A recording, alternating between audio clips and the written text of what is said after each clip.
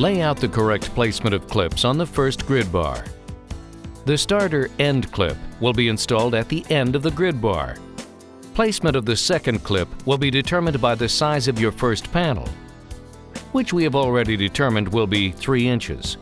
Subtract 1/2 inch from that measurement. So, in our case, the first clip will be placed at 2.5 inches.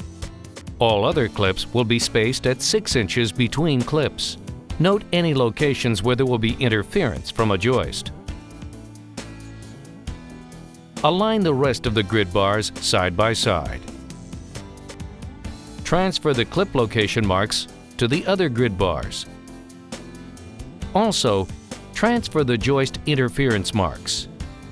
Finally, number each grid bar. The UnderShield clips feature a pitch gauge, which allow UnderShield to be installed at a slight pitch, so water can run to the gutter system. Begin by installing the starter end clip on the back side of the first grid bar. The clip should be even with the end of the grid bar, and the pitch gauge should be level with the bottom of the bar. Because the grid bar will be installed flush with the end joist, the top of the end clip will always have to be trimmed to avoid interfering with the joist. The UnderShield clips install using 2 3/4-inch stainless steel screws.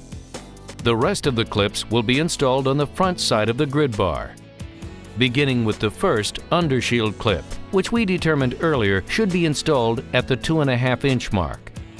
For this first grid bar, each of the clips should be installed with the pitch gauge even with the grid bar. To speed installation and assure accurate 6-inch spacing of clips, you can fabricate a spacer tool, such as shown. Continue to work across the bar, installing clips every 6 inches. When you come to an area where a joist will interfere with a clip, trim down the clip with snips. Continue installing clips onto the other grid bars in the same manner.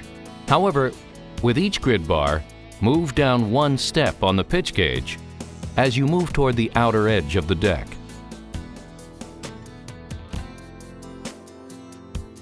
For decks wider than 8 feet, additional grid bars will be required. Grid bars can be overlapped at ends, but you must ensure that the distance between the last clip on the previous grid bar and the first clip on the next grid bar is 6 inches. A simple way to measure for this is to always place the first clip on the overlapping bar at 4.5 inches. Because the width of the clip is 1.5 inches, by installing the overlapping bar against the previous clip, you will always have 6-inch spacing between clips. Lay out the remaining clips spaced at 6 inches. Finally, when you reach the end of the last row of grid bars, a starter end clip should be installed on the front side of the bar, facing the previous clip.